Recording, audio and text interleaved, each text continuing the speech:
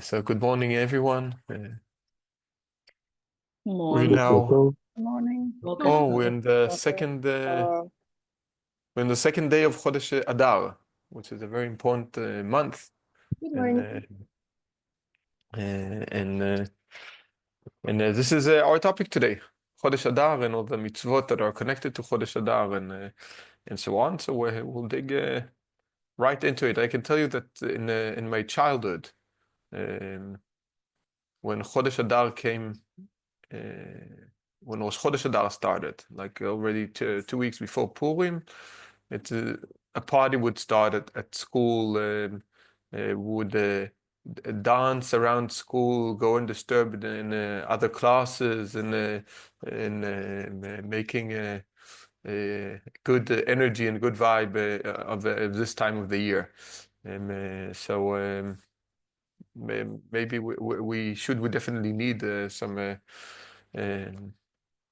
more happy time in these days, and Chodesh Adar should be relevant, and I will dig directly to that.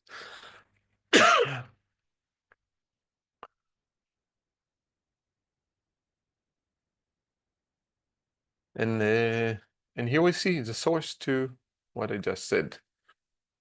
Let me just hang here so I can also see you. So Talmud tells us in Masechet Taanit. Anyone want to help me remind what Talmud is?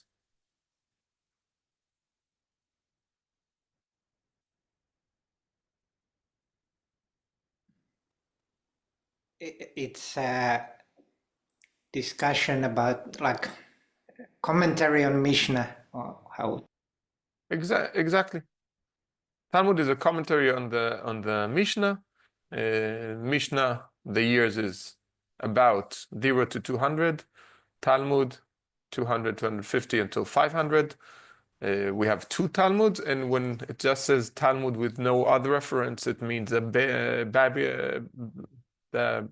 Babylon Talmud, the Talmud Bavli, and then not the one from Israel. So the Talmud in Masechet Taanit, which is weird because the word Taanit, as some of you will notice, the word Taanit means fasting. So why when we come to talk about Chodesh Adar and happiness, I'm going to the one of fasting? It's because of this. It said there, when the month of Av begins. Remember what happened in the month of Av? Which destruction of the temple. Yeah, so many bad exactly. things. Exactly, so many bad things, and especially the destruction of the temple in Tisha B'Av, right? So it says, when the month of Av begins, one decreases rejoicing. Okay, you're supposed to have less happy occasions. That's one of the examples that we don't marry in these days before Tisha B'Av. And Rav Yehuda, son of Rav Shmuel bar Sheilat, said, in the name of Rav, and he adds, just as when Av begins, one decreases rejoicing, so too when the month of Adar begins, one increases rejoicing. So he can't leave such a statement about we have time that we need to rejoice less. He says, but we have another month that when that one comes, we have to increase rejoice so that we keep a balance. And what is that month? The month of Adar. So the month of Adar, this those of you maybe heard the song. It goes like Mishenichnas Adar Marbin Besimcha. Like Nichnas Adar, and so on. And we sang it at the synagogue Friday evening. And some of the people were in shock. What what is this? So when Adar comes in, we increase rejoicing. It means we need to actively try to do things that makes us happy in the month of Adar. And Rav Papa adds from here, Rav Papa said, therefore a Jew who has litigations with a Gentile, with a non-Jew, let him avoid him in the month of Av, when fortune is bad. Like it says, the month of Av is not the best time to make agreements, negotiations, contracts, and so on. Wait to a better time. Like a bad time brings bad results. And he should make himself available in Adar when his fortune is good. Chodesh Adar is connected to good things, so this is the time that we should. It's a good time to make contracts, good time to make new agreements, initiatives, work initiatives. This is a blessed time of rejoicing. This is also a time to make, all the contract you waited with or you didn't want to do until now. So this is the beginning. Chodesh Adar, more happiness. That's a good thing, right? Like, it's just we can stay with that, right? We just need some more happiness in our lives. Very simple and very straightforward. Now, I just need to add, of course, that you can hear from the language that it's not halacha, right? It's a matter of it's not that you are not allowed to in the month of Av, and you have to do it in Adar, and it's a matter of a good advice, right? Like it's not a rule in the same way as the other rule. You can hear it like from the language. And when he says, therefore, a Jew who is legit, it's like a something to understand from it, and not ruling. So if you do have a contract that you make in the Chodesh Av, it's not forbidden to do that. It's a matter of inspiration. Good. Now, the month of Adar is a complicated month.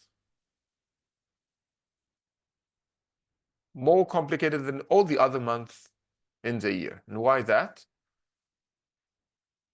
Because we can have two of them. So yes, exactly. It's complicated because we might have two of them. Now, it's a bit easier today because the two of them is known in advance. And while we're not going to go into the too much of the historical, we had the other two, but today we know there are 7 years within 19 years that we add another Adar month. We had that last year. Last year we had Adar Aleph and Adar Bet, first Adar and second Adar. Now the question here is, in the time of the Mishnah, it wasn't something that was decided in advance, that you knew next year there's another Chodesh Adar. They decided on adding a month many times during the Chodesh Adar. And then comes a weird question. What do we do with Purim? Like, let's say we, in the time of Mishnah, started the Chodesh Adar, celebrated Purim, read the Megillah, did all the mitzvot that we're supposed to do.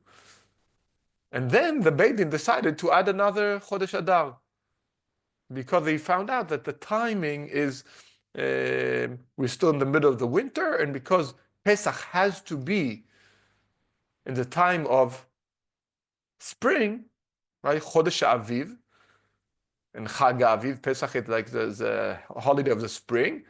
Then they had to add another Chodesh Adar to make sure that Pesach falls on in the spring.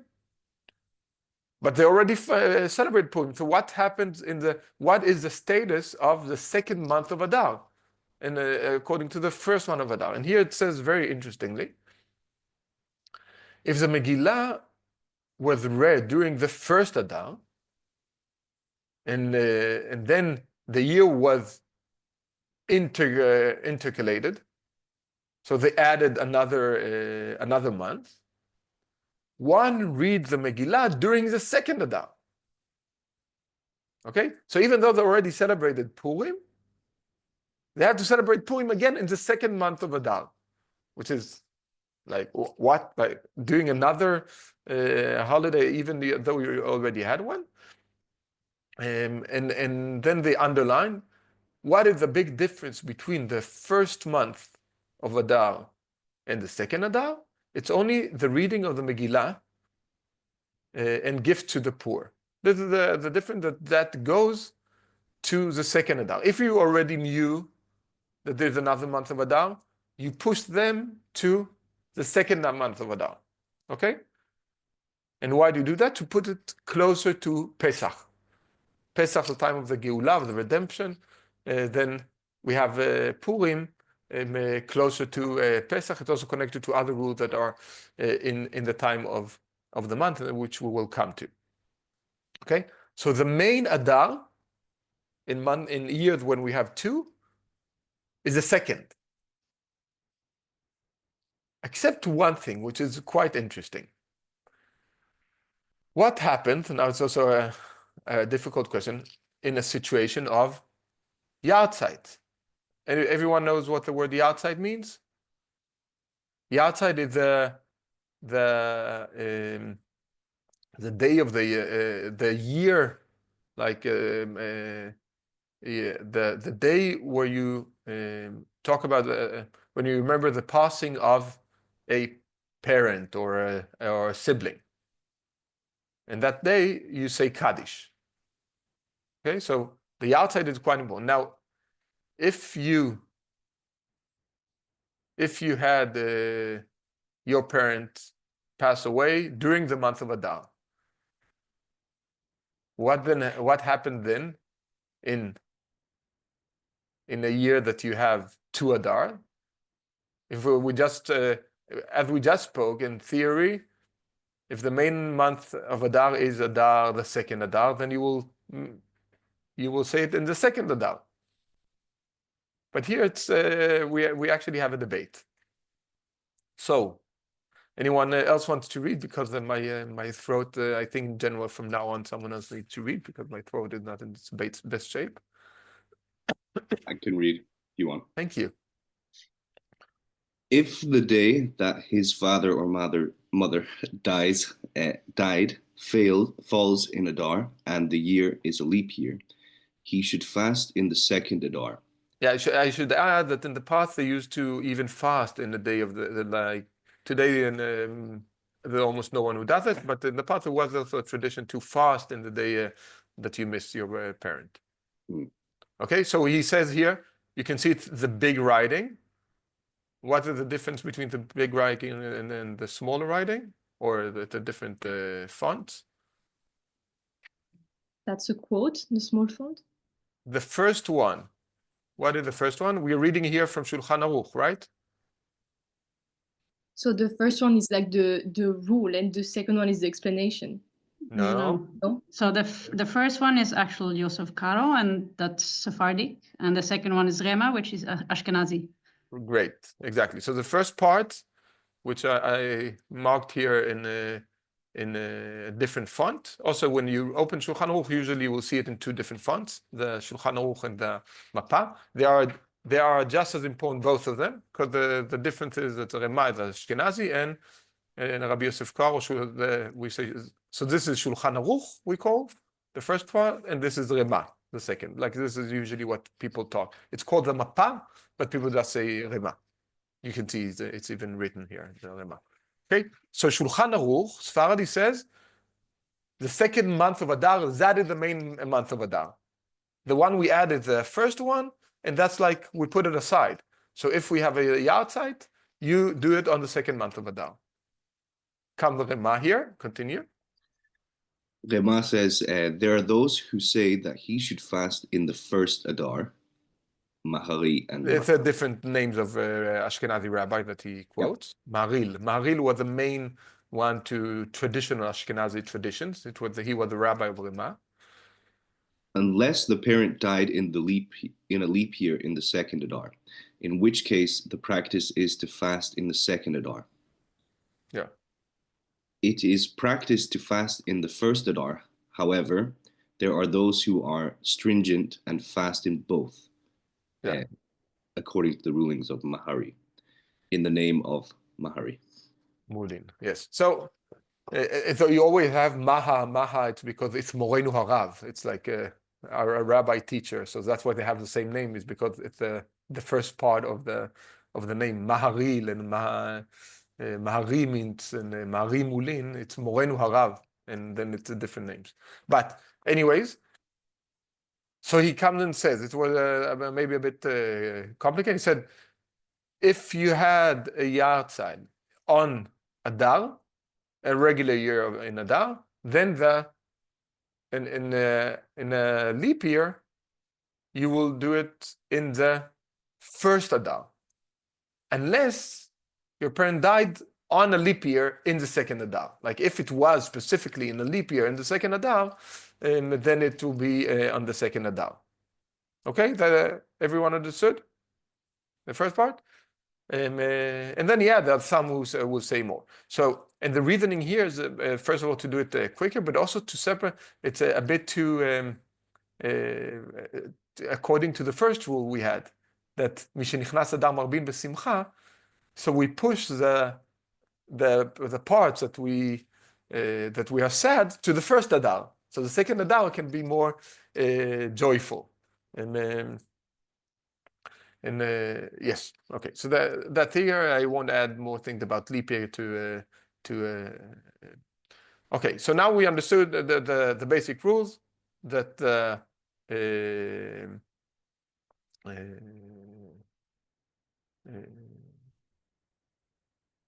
I just put this one twice, so we'll go over to the next one. Okay, so these are basic rules of the general month of Adar and what happens in leap years. We'll put that aside, and now we'll go to the practice that we already, I hope all of you went to synagogue yesterday, so you will already recognize what we will read now. What was special in the synagogue yesterday? Take the three Sefer Torah. Yes, exactly. With three Torah scrolls. It's very rare that we have three. Two is the usual what we have in if it's Shabbat and Rosh Chodesh, or in Chag usually we have two. But there are some special occasions that you have three. So we had one for the regular Torah reading, one for Rosh Chodesh, because it was the Rosh Chodesh yesterday, and one for Parashat Shkalim. And here we are going to read about these four special parashot that we read in the month of Adar, or almost in the month of Adar. Yes, who wants to read now? We read from Mishnah, Masechet Megillah. On the new moon of Adar, occurs on Shabbat, we read the portion of Shkalim occurs during the week. They advance to the previous Shabbat, and they interrupt the reading on the following Shabbat. Okay, can you explain what you just read? So, when there is a Rosh Chodesh on Shabbat, then Like yesterday? Yes, then you read the portion of Shkalim. That Shabbat. Yes. Yeah. And then, of course, when it occurs during the week. What is it? Sorry? What is it if it occurs during the week? Mm-hmm. What is it? Rosh Chodesh. Rosh Chodesh, exactly. When Rosh Chodesh is not on Shabbat like it was yesterday, but during the week, then? But it's about the Rosh Chodesh of Adar, right?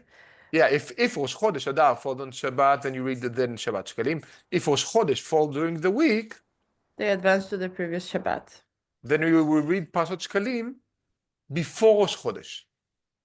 Okay, you always put Parashat Shkalim next to Rosh Chodesh, either exactly on Rosh Chodesh or before. It matters especially about which Shabbat, in which Shabbat during the month of Adar we won't read an extra parasha, because there's always one Shabbat you won't read. The question is, when will that be that the Shabbat that you don't read an extra parasha, and that has an effect on that. So the ruling is according to the first one. After the first one, you will know the rest of the parashot when they will be read. Yes, continue. And they interrupt the reading on the following Shabbat. Yes. On the second Shabbat, remember Zahor. Zahor. This is the name of the second special parasha. So we have Shkalim, and then we have Zahor. Mm-hmm. On the third Shabbat, the red heifer, para. Yeah. Paraduma, the red cow, paraduma. Okay. Don't worry, we'll see in a second what they all mean. Don't worry. Okay, that's good. On the fourth Shabbat this month HaChodesh shall be with you. So, are you going to Yes. ask about? So these are the 4 names: Yes. Shkalim, Zachor, Para, and HaChodesh. On the 5th Shabbat, they resume the order for all special days, interrupts on the new. So on the 5th Shabbat, they resume the order. Then you go back to the regular order of reading. Mhm. Okay, and then they add. For all special days, interrupts on the new moons, so Rosh Chodesh, on Hanukkah, on Purim, on fast days, and on non-priestly watches, and on Yom Kippur. Yeah, so they have your example of situation that the regular reading is stopped by something that occurs, something that happens at that time. It's a rule that it doesn't go talk about the 4, but it said just like you do with the 4, you do also some other times. It is possible that at the time of the Mishnah, they didn't read in the Torah, they read in the Torah these instead of reading, like it's unclear. Like yesterday we read the parasha of the week and Parashat Shkalim. But at the time of the Mishnah, we didn't yet had the circle that we read today. As we learned when we learned about the Torah reading, we heard that there were two different traditions, right? One in Israel and one in Babylon.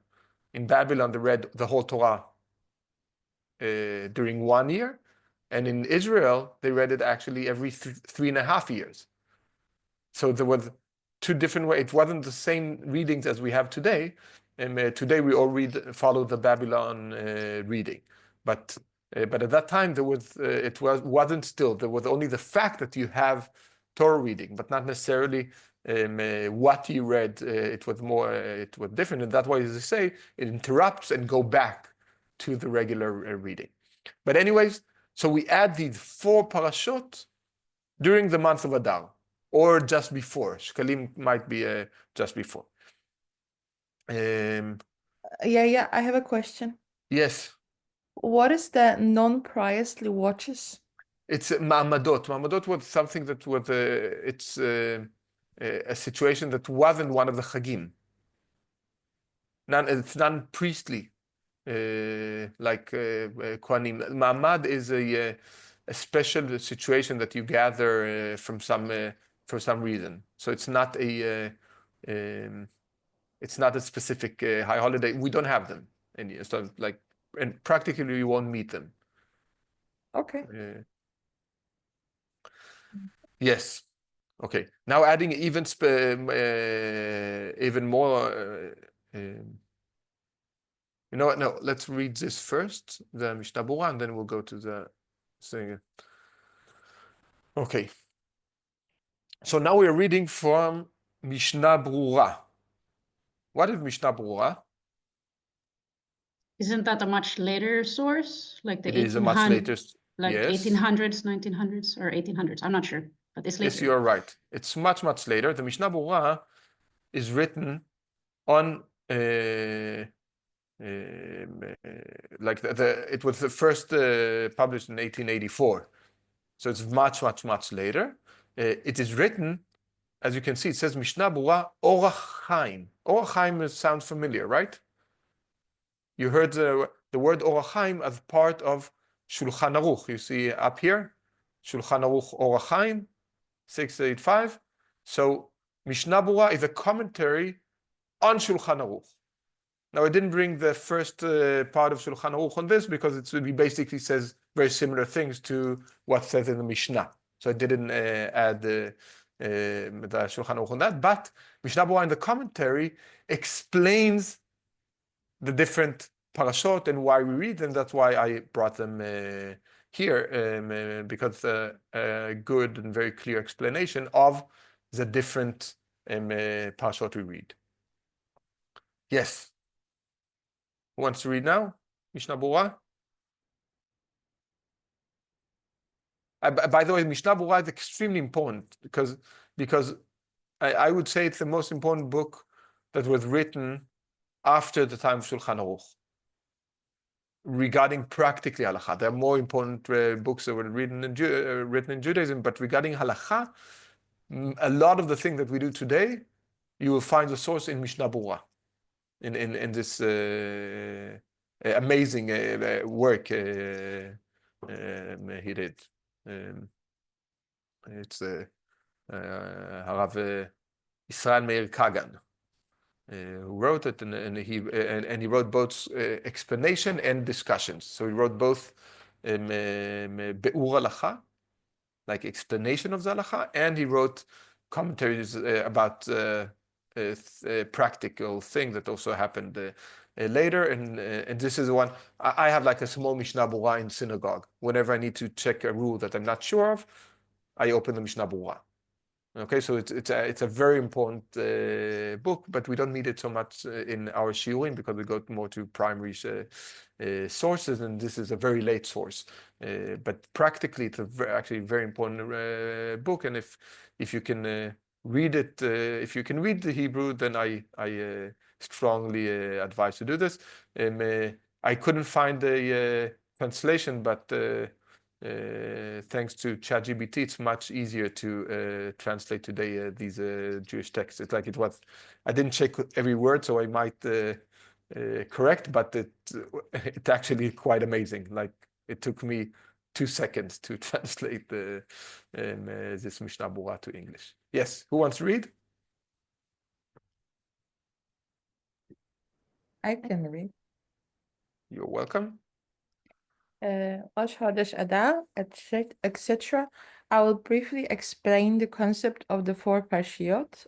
Our sages instituted the reading of 4 special Torah portions each year from Rosh Chodesh Adar until Rosh Chodesh Nisan. As a remembrance of 4 significant matters. They are as follows. Okay, so the first one, the one we had yesterday. The first is Pashat Shekelim, which commemorates the mitzvah of the half shekel, as will be explained shortly. Every year, all were obligated to contribute this amount to the treasury for the daily offerings. Okay, every year, every person had to give half a shekel to, that was just like paying membership in the synagogue, right? That you pay membership because we want the synagogue and the community to run with everything that you need. So you pay an amount, and as we read yesterday, the half a shekel was there to treasury of the daily offerings. The daily offerings were supposed to be given from all the people of Israel. So everyone gave half a shekel. The rich was not allowed to give more, and the poor couldn't give less. Everyone had to give exactly the same amount. So everyone were equal in the daily offerings, and the daily offering at that time is considered as one of the things that keeps the world. Like this is a korban tamid. Our prayer shachrit is to korban instead of this korban tamid. Yes, Paula. One question: if every person give a half shekel, how they count the soldiers? What do you mean? Because they knew even how many of the people were be able to be soldiers. So how they know which is a way? So how they know how many women, how many men? No, so the There half a was no. shekel. The half shekel wasn't to count the soldiers. The Okay. first half shekel was to make a count of the people, but after that it wasn't used to count. It was actually forbidden to count. There's a ruling about that you're not allowed to count how many Israelites, how many Jews exist. It's so funny that, like, when we think of the world today, that we are all the time, like whenever we go to a community anywhere in the world, one of the first questions, like, we ask 2 things: how about anti-Semitism, and how many Jews do you have, right? Like, these are the 2 questions that people ask wherever they go. And I hate both of these questions because the part of anti-Semitism is like we give too much power to those who hate us. We shouldn't. Like, we should focus on our life and what we choose to do, not what the others. The second one is about how many we are. And the Torah insists many times that it doesn't matter. It's a sin to count the Jews. It's a bad thing. Like we should do things not because the amount, as the Torah underlines, that God didn't choose us because we're many, because we are the fewest and we're the poorest. Like we're not, we are so small. So we don't need to try. We don't need to compete. We don't need to be in that field of trying to be more in the numbers. It's not about the numbers. It's about the quality. And many of you probably noticed that there's I feel it in our community, but also many other places. When you hold events, it's the best example why numbers doesn't matter. Many times when we have an event, a party, like a holiday dinner or something, when there are a lot of people, I don't know, 80, 90, 100, and when we are 30, so usually people around thinks if you were 30, then it was a fiasco, right? Like if you were less, and you count success by how many people came.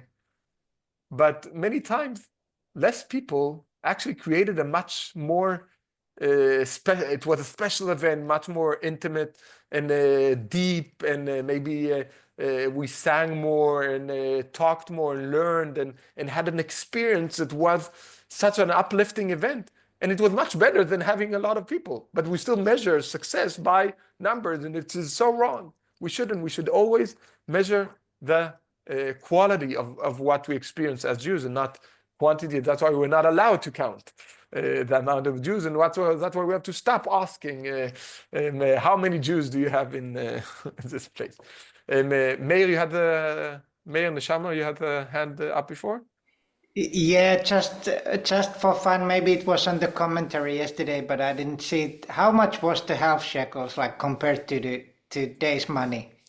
You actually, this question is also has a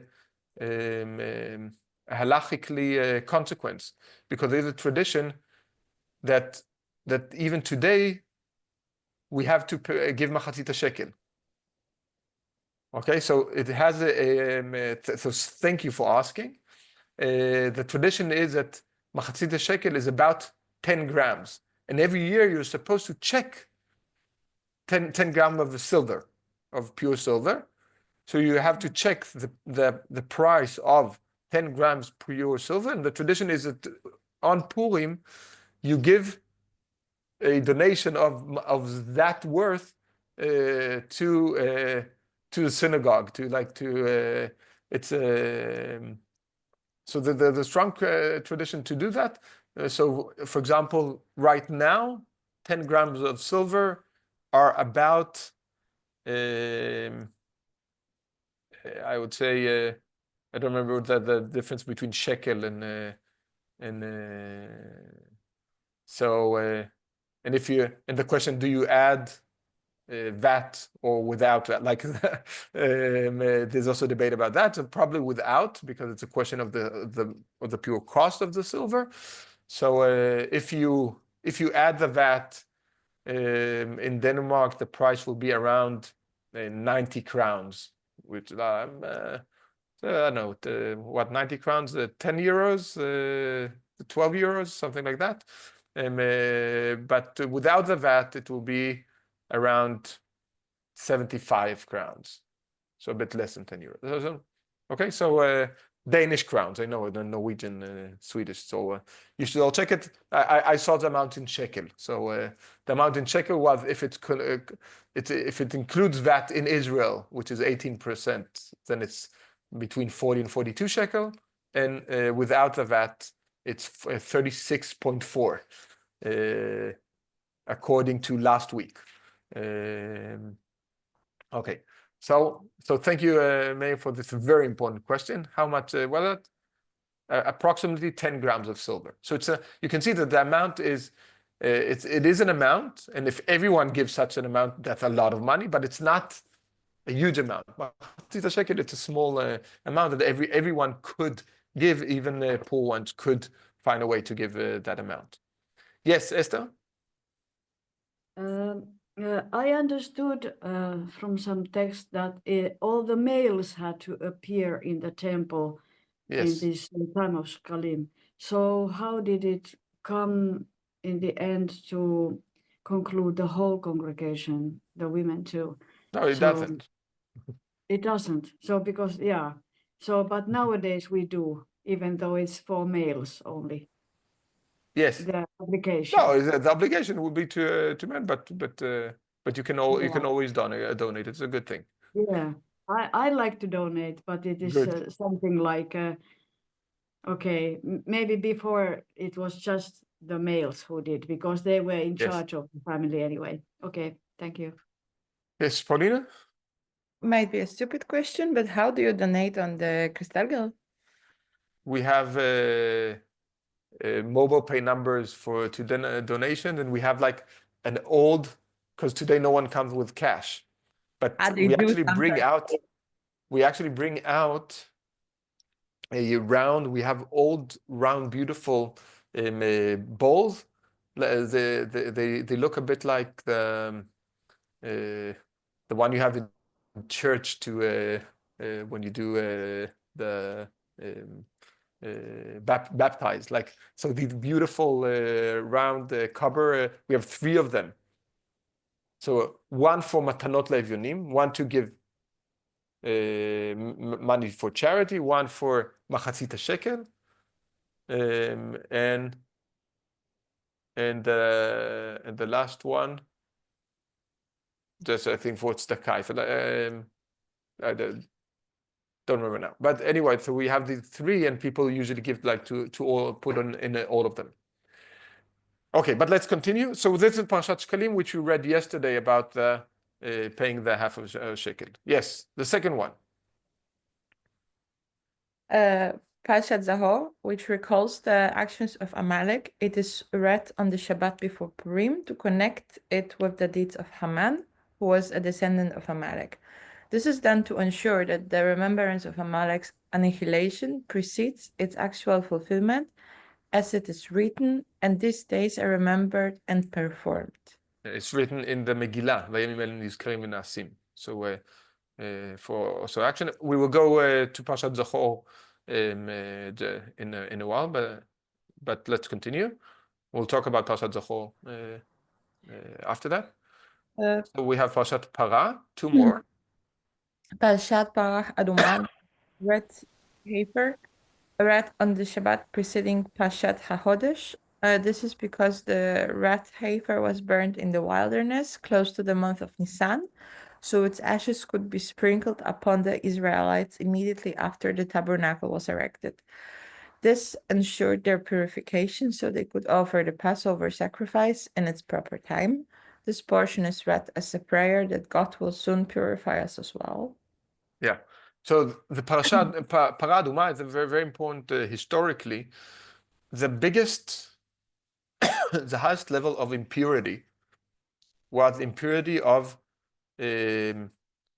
touching or being under the same roof with a dead person, which sometimes you have to, right? You have to in a funeral. You have to, like, this is something that is it's also mitzvah, right? So being impure with it, impurity doesn't mean that you did something bad, but it just means you're very impure, and this is the highest level of impurity. The only way to become pure from this is with a Parah Adumah. A Parah Adumah, there was a ceremony of that they took this red cow that which was completely red, burnt it to ashes after it was slaughtered, of course, and the ashes was used in purifying those who were dead. Again, we're not going into the details of what that it means, but this is the ruling. And why read this so here just before Pesach? Because as it writes, it's because to be able to join Korban Pesach, you need to be purified. If not, you couldn't come to the temple. So we read this to come to the highest level of purifying and to hope that we'll be purified in the future as soon again. By the way, there are people around, there are Jewish people who try to create herds of red cows today, because without a red cow, we won't be able to build a temple. So there are people actually who try manipulatively to create this red cow. Yes, Tikva? I have a question. There was reading also Kitisa in the synagogue. Kitisa, Yeah. but that's not Shkalim. Ah? The beginning of Kitisa is the Parshat Shkalim. This is what we read. Okay. That was Thanks. Shkalim, that Kitisa את ראש מישראל ונתנו איש כופר נפשו מחצית השקל. This is the reading that the place is the beginning of Parshat Kitisa. Yes, Paulina? So, as you said, we follow the Babylonian tradition, and we read yesterday 2 portions, like one weekly and Tisa. What are we doing next week? Do we like go out of the normal order and only read the 4 special chapters, or do we read both in the Copenhagen Shiur at least? No, we read everywhere the same. You have next week is the week before Purim. So we are adding Parshat Zachor, as we just read, right? So we add Zachor to the normal, which the normal is Parshat Tetzaveh. Okay, perfect. Tetzaveh and add Zachor. Thank you. Okay. And now you came to the last one, Parshat Chodesh. Yes. Parshat HaChodesh read on the Shabbat preceding Rosh Chodesh Nisan to sanctify the month of Nisan, as it is written in the Torah. This month shall be for you the beginning of months. However, this reading is not the primary act of sanctification, as the main sanctification of the month occurs when the new moon is sighted and sanctified by the Beidin. The reading itself is only a rabbinic ordinance. Oh, yeah. So it's as a preparation, because the Chodesh come usually before Rosh Chodesh. Sometimes it will be exactly on Rosh Chodesh, but usually it will come before. And this is a special reading about the preparation that the Israelites needed to make as preparation for Pesach. So these are the 4. Okay? And now 2 of them specifically are more important than others, because there are opinions that say that the mitzvah of reading them is already a mitzvah from the Oraita, from the Torah. So you can see here in Shulchan Aruch, or Chaim, say, there are those who say that the portion of remembrance, Zachor, and the portion of the red Heifer, Para, are biblically obligated. Biblically obligated means mideoraita, as I wrote downstairs, not here. So remember, the portion and the red Heifer are mideoraita to be read, which means it's a mitzvah. It's not only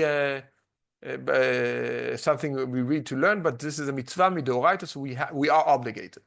Therefore, residents of settlements which do not have a minyan need to come to a place where there is a minyan on those Shabbat in order to hear the portions which are midoraita.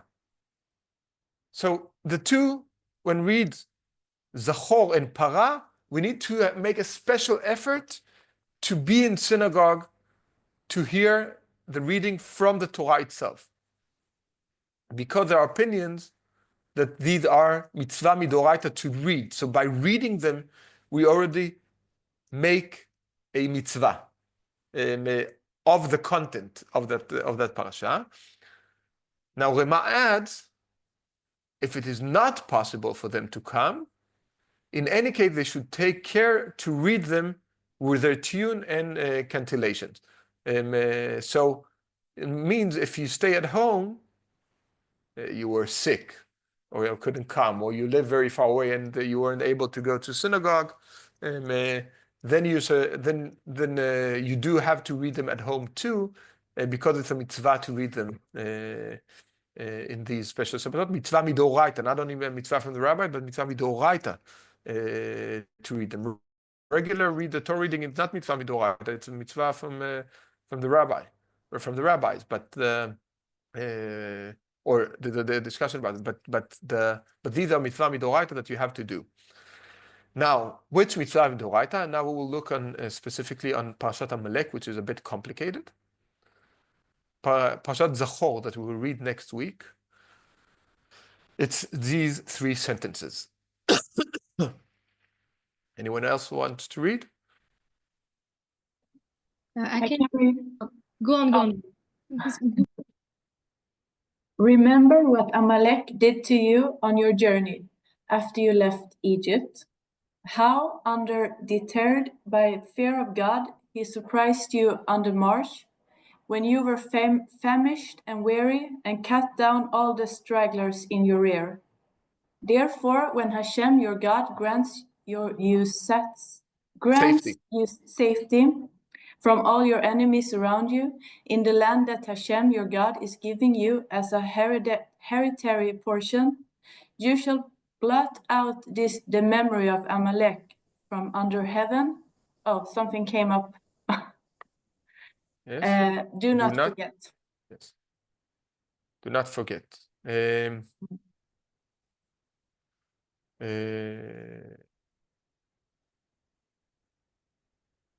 So you can see here actually in this very short reading 3 different mitzvot that is in the mitzvah of remember of Amalek.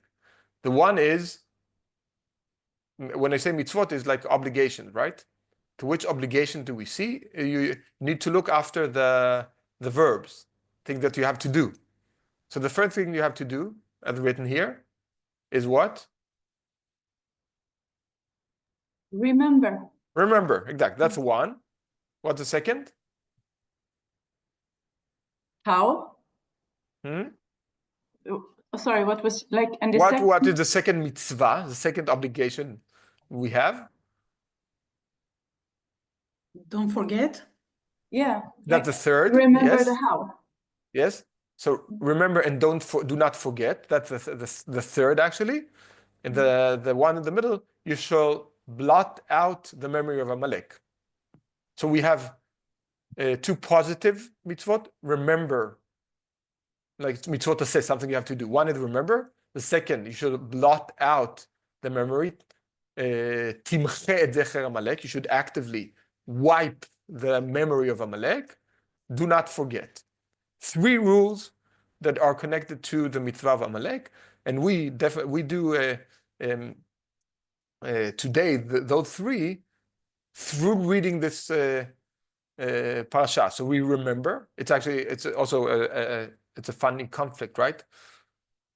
We have to wipe the memory of Amalek, but we have to remember them. It's like an interesting conflict of mitzvot. If we have to remember them, how can we wipe their name? It's but of course that the wiping is a mitzvah of actually doing it in the past.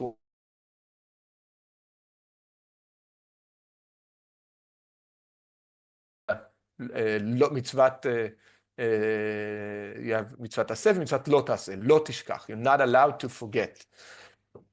And so Amalek is very, very central in the Jewish tradition, and you remember how much it was central this last year.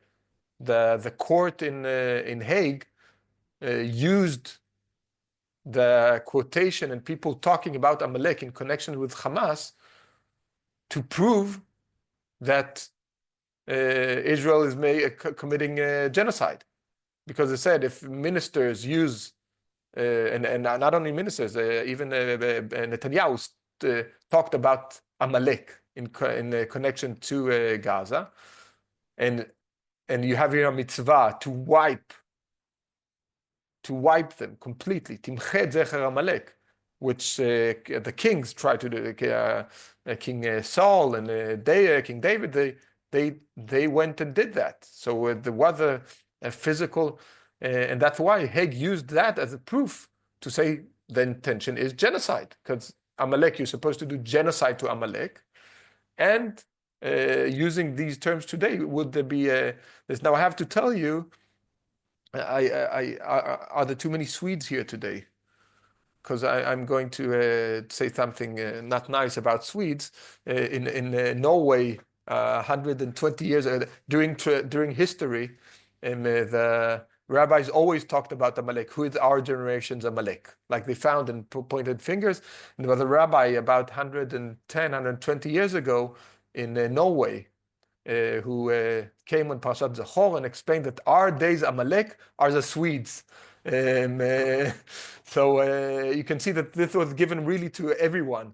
And that, of course, because of the relations that were between Sweden and Norway in the beginning of the 1900s, when Norway became independent from the Swedes.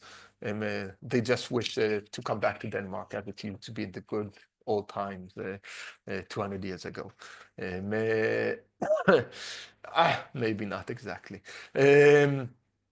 But so Amalek was used. I use this example to say that people use the term Amalek. This was my explanation when people asked me, how come they talk about genocide and then they tell, listen, the rabbis in Norway said that the Swedes are Amalek. Don't take it too don't misunderstand it. That Amalek is understood as the principle of evil and not a people that you have to kill all of them. Don't.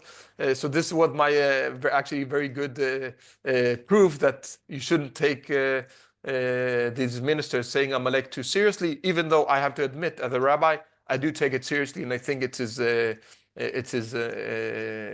unaccepted in any ways to do that. Now, first of all, we have to say something about Amalek. According to Jewish tradition, Amalek doesn't exist anymore.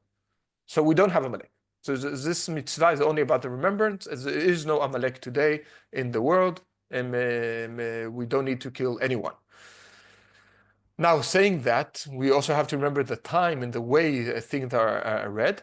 And halachically, the Rambam talks about, among other things, he talks about mitzvot melachim, and one of the rules of the melachim, of the king, was to wipe Amalek.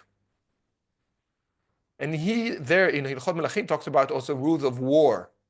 Now it's amazing because he wrote these things more than 1,000 years after the Jews didn't have any kings anymore, and long before the state of Israel was created. And he wrote a principal ideas of ruling of a Jewish state, how it should run, how the king should act, and so on. And there he writes, war, regardless if it's milchemet reshut or milchemet mitzvah, either it doesn't matter if it's a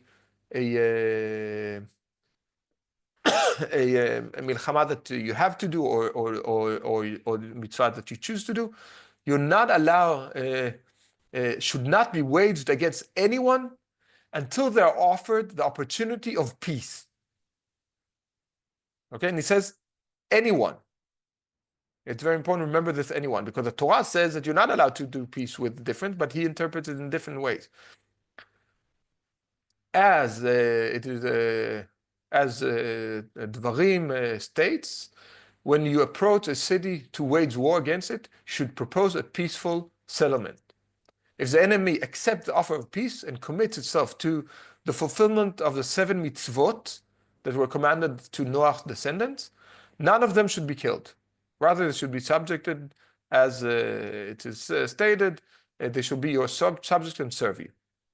And then they write here different things about what rules of how they're supposed to give you. But this is the principle of peace is underlined. Whoever does that. And he also adds, underlines, after you made an agreement with them, it is forbidden to lie when making such a covenant, or to be untruthful to them after they have made peace and accepted the 7 mitzvot.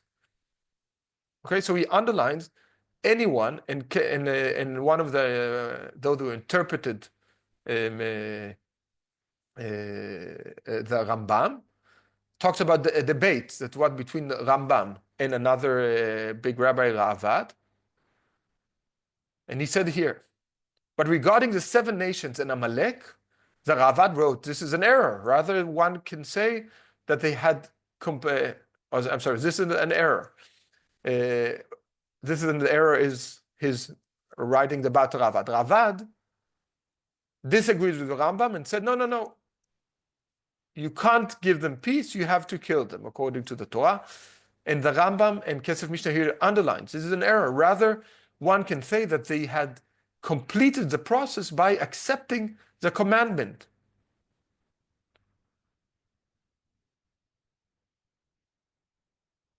His reasoning is that the 7 nations in Amalek, even if they made peace and were willing to accept tribute and servitude, were still to be killed.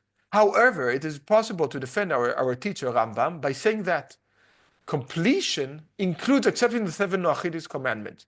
If they accepted upon themselves these 7 commandments, they would no longer be considered part of the 7 nations or Amalek, but rather as righteous Noachidis. This is extremely important. They say, if they take upon themselves the 7 mitzvot, that second, they go out of these categories of the 7 people that lived in Canaan, in Israel, and Amalek. This is extremely important because it means that these people were considered evil because they didn't accept basic moral values. But the second they accept these basic moral values, they go out of these special categories. And then they are just like everyone else.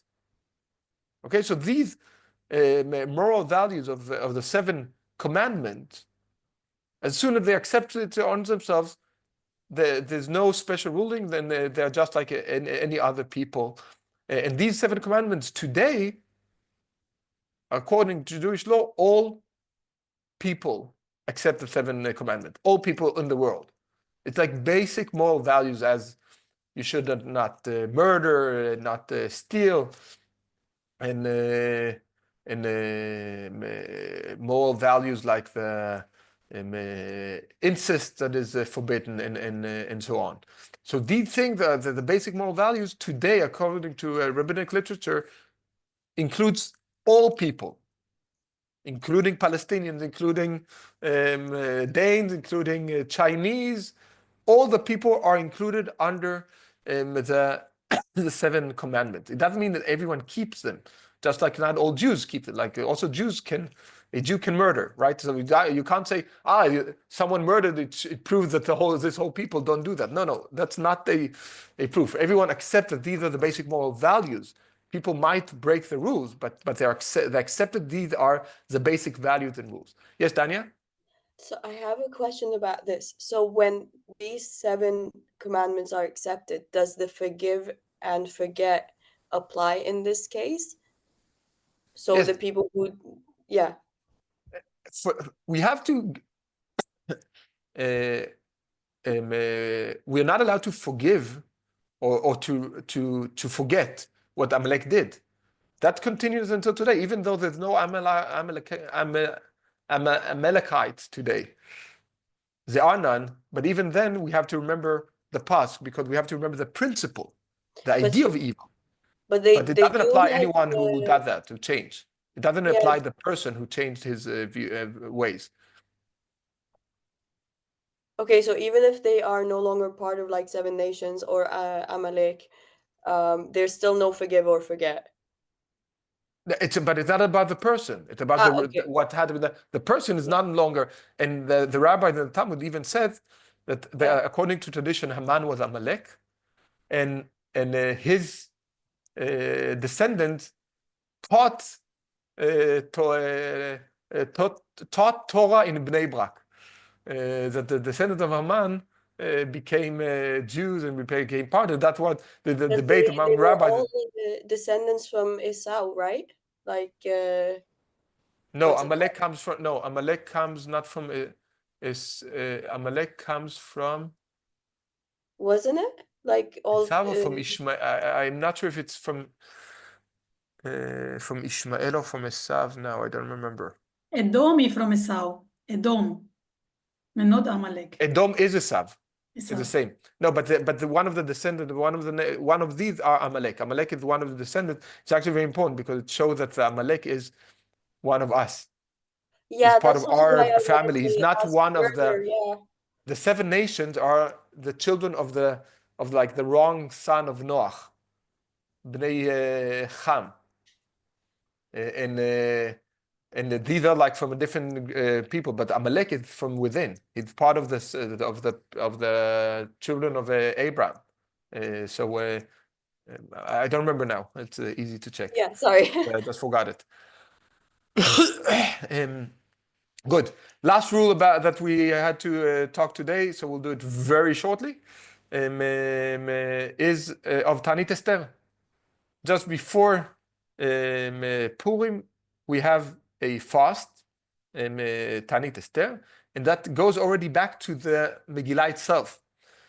As you remember probably from the story of Esther, when the decree came out, they fasted, all the Jews fasted, and Esther fasted 3 days fast. It was a very important things. And one of the weird things that happened when we read at the end of Megillah, there are two decrees that are written out. The first one, Mordechai writes out to all the Jews to keep Purim, but then the end of the Megillah, there's another one, another letter written from Esther and Mordechai.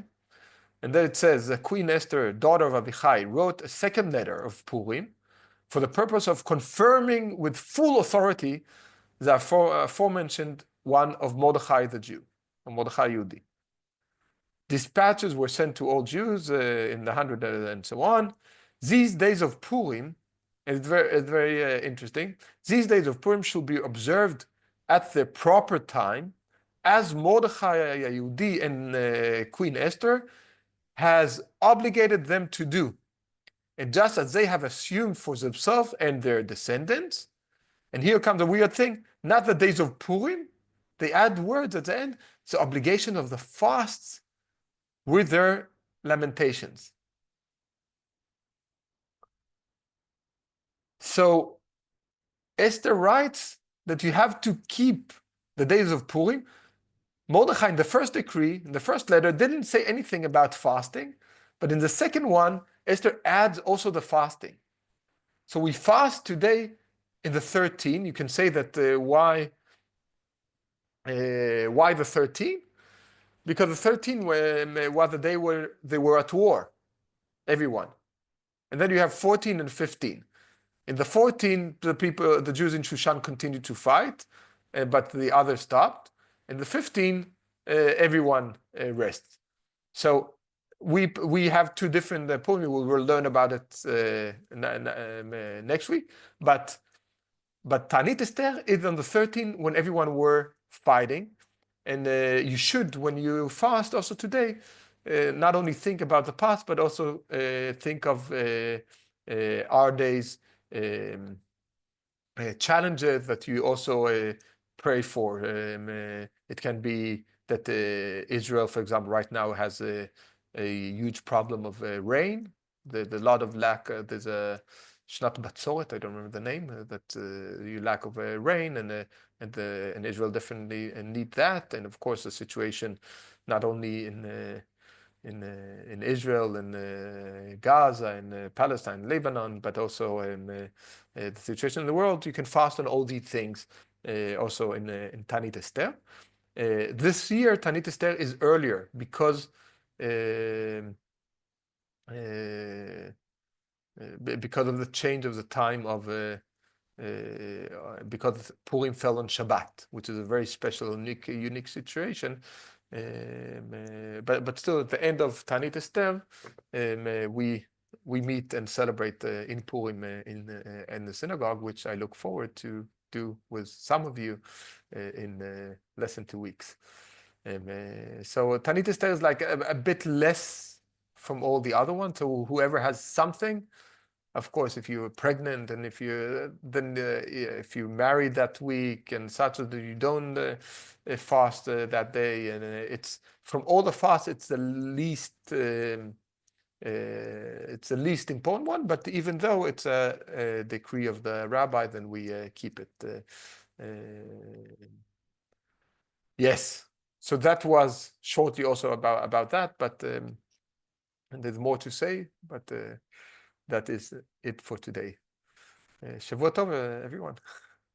Thank you. Bye. Thank you, Shavua Tov. Shabbat Tov. Shabbat Tov.